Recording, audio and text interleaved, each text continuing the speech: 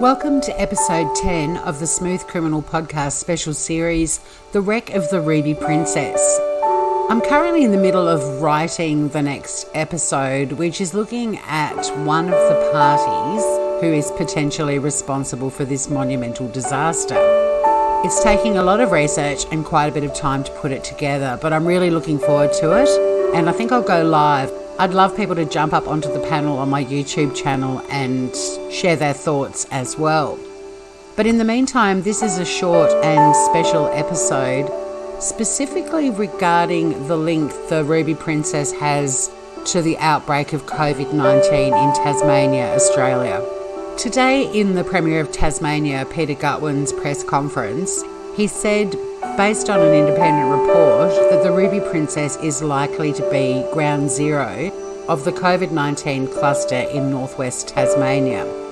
Firstly, I'll just run through the article on the 9.com.au website, and then I'll head over to the ABC News website for a more comprehensive article.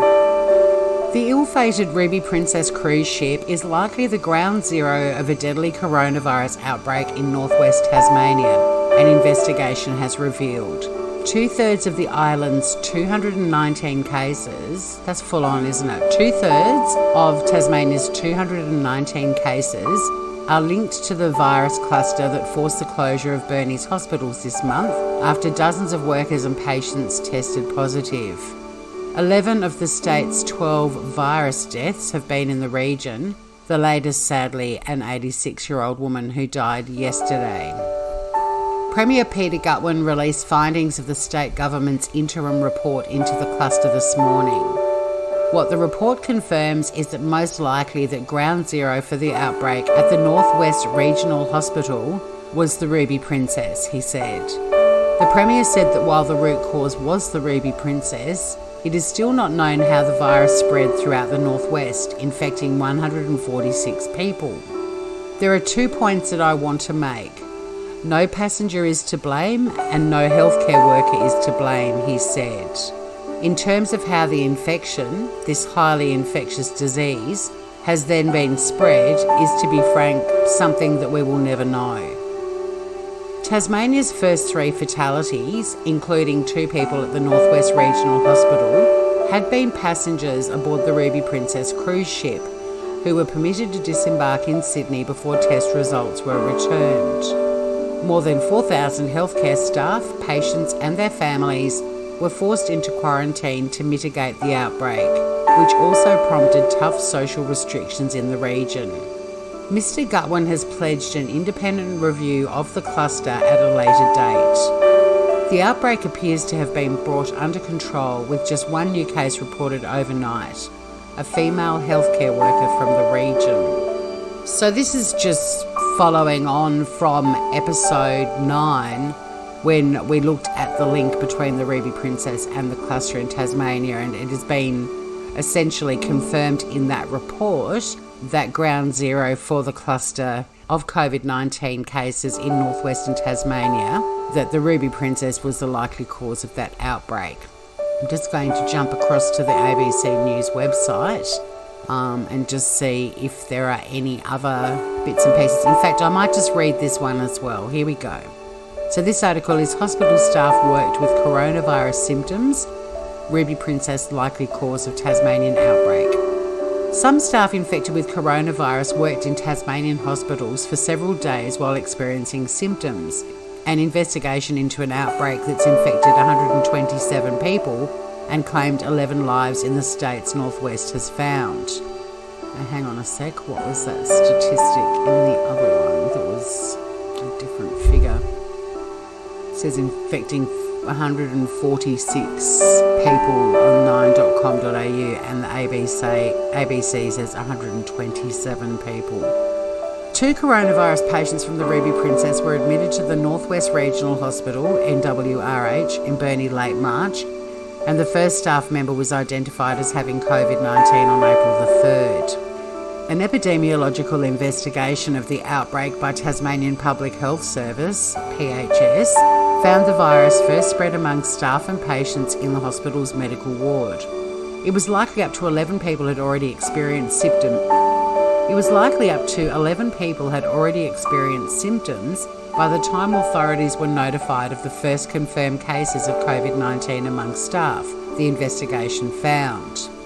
The Ruby Princess passengers were the most likely source of the infection, but genetic testing to confirm the link is yet to be carried out. And when I listened to the press conference this morning, Dr. Veitch was saying that there is a lab in Melbourne that will be doing the genetic testing. By April the 12th, cases had been detected among staff in nearly all wards of the NWRH, as well as pathology and outpatient clinics on the same site, and at the co-located Northwest Private Hospital, the NWPH, and at the Mersey Community Hospital in Latrobe. The report said more than 3/4 of healthcare staff who were later diagnosed with COVID-19 worked during the period they were infectious. While some did not experience any symptoms, up to 20% of staff who experienced respiratory symptoms worked for 1 or more days after the onset of symptoms. Tasmania's Director of Public Health, Dr. Mark Veitch, said many staff attributed their symptoms to chronic conditions like allergies rather than coronavirus. I think it's likely that by the time the first cases of infection amongst healthcare workers were diagnosed, there was already a well-established person-to-person transmission within the hospital setting that was difficult to control at that stage, he said. The investigation found the practice of holding handover and discharge meetings in confined spaces likely contributed to the spread of the virus among healthcare workers, and the spread was further encouraged by staff working across multiple healthcare facilities in the region. Difficulties tracing the close contacts of cases were exacerbated by a combination of paper and computer-based records.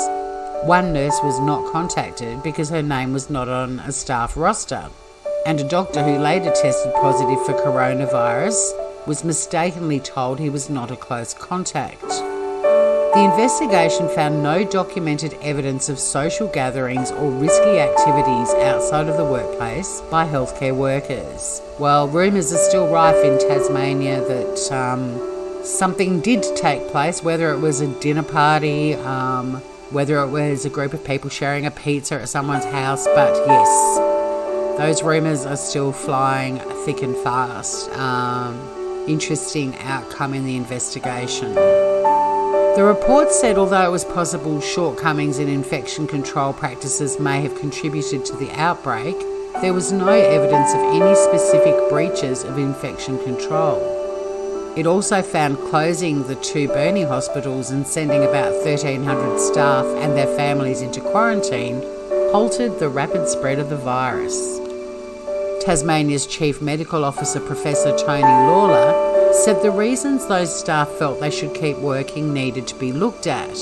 People come to work when they feel they must because they don't want to let their patients down or let their colleagues down, he said. Nothing in this report should be seen as taking away from the amazing efforts of staff in the Northwest. Premier Peter Gutwein said no one was to blame for the outbreak. This is just simply a case of people going about their lives, going about their jobs, while this dreadful set of circumstances has ensued and has wreaked havoc and misery on so many people, he said. Nobody should use this report to ascribe blame to anyone. No passenger is to blame and no healthcare worker is to blame. So just a little recap on the figures for Tasmania. Confirmed cases, this is statewide, 219. 12 deaths with 11 in the northwest.